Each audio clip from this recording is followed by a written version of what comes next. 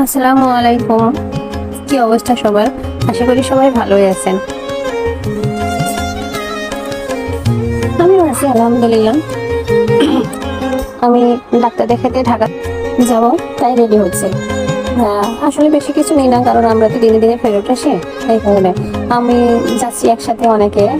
আমাদের একটা পরিচিত দাদু, আমার মামা শ্বশুর, মামি শাশুড়ি, আমি, আমার যা, আমরা সবাই ডাক্তার দেখাতে যাচ্ছি। আর এখানে নিয়েছি হচ্ছে আমার যার এক সেট জামা কাপড়, আমার এক সেট জামা কাপড়, আর আমাদের রিপোর্ট। আর হাজব্যান্ডে বলছিলাম খাবার কিছু এনে দিতে, তা সে কিছু পাইনি, কিছু ফল কিছু কলা এনে দিছে, তো ওগুলো প্যাক করে নিচ্ছি। আমরা প্রতিনিয়ত যাই, তো 21 দিন পর পর যাই। এখন যত বেশি কাপড় চোপড় নেবো তত বেশি কষ্ট হয়ে যায়, এই কারণে অল্প কিছু নেই।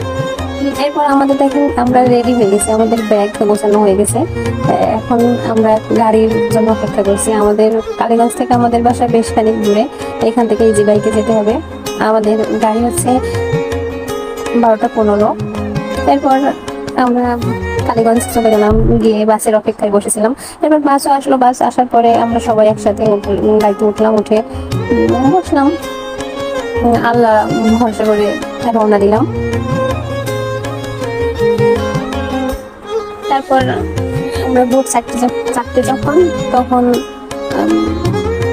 নিরিবিলি বসে আছি, ভাবতেছি একটু ভিডিও করি। রাতের ঢাকাটা তো অনেক সুন্দর, দিনের বেলা তো জ্যাম বাবারে বাবা, কিন্তু রাতের ঢাকা অনেক অনেক অনেক সুন্দর, আমার তো খুব ভালো লাগে। এখন আমাদের স্কয়ার হসপিটালের সামনে নামাই দিল। আমরা নামার পর হাঁটতে থাকলাম, স্কয়ার হসপিটালে যাবো তাই, কারণ আমি বাদে সবাই স্কয়ার হসপিটালে দেখাবে, আমি তো সিএমএইচে দেখাই। তো আমরা রাস্তা পার হচ্ছি। আসলে কি, আমরা যা চাই সেটা যদি ভাগ্যে থাকে সেটা অবশ্যই পূর্ণ হবে, আর যদি সেটা কপালে না থাকে কখনোই পাবো না। আমাদের এখানে আসা অনেক আশা ভরসা নেই, আমরা তো আসলে হ্যাঁ ডাক্তারের কাছে সবাই যায়, তবে আমাদের এখানে আসা অনেকটাই আশা নিয়ে।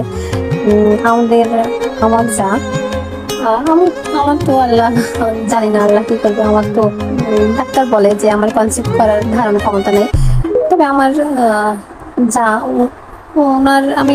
ওনারে অনেক জায়গায় ডাক্তার দেখেছি, সব জায়গায় একই কথা বলে, ওর কোনো সমস্যা নাই। মানে আমার ভাসুর যা, কারোরই কোনো সমস্যা নেই, তবে কনসিভ হয় না। এই কারণে আমরা স্কয়ার হসপিটালে আশা নিয়ে আসছি। আর যে ডাক্তারটা দেখেছি, এই ডাক্তারটা আসলে অনেক ভালো, সে 600+ রোগী দেখেছে, সবই আলহামদুলিল্লাহ। এখনো পর্যন্ত একটাও তার হাত থেকে মিস হয়নি। আমি এসিতে ছিলাম তো, বলা একটু সমস্যা হয়েছে, এজন্য কথা বলতে কষ্ট হচ্ছে। এরপর আমরা ওইখানে ওয়েট করলাম সকাল হওয়ার জন্য। তারপর ভাবলাম ওয়াশরুম থেকে ফ্রেশ হয়ে আসি। আমি গেলাম ওয়াশরুমে, গিয়ে ফ্রেশ হয়ে ওয়েটিং রুমে বসেছিলাম। আজকে এই পর্যন্ত, এরপরে দেখাবো আর কি করলাম। আসসালামু আলাইকুম।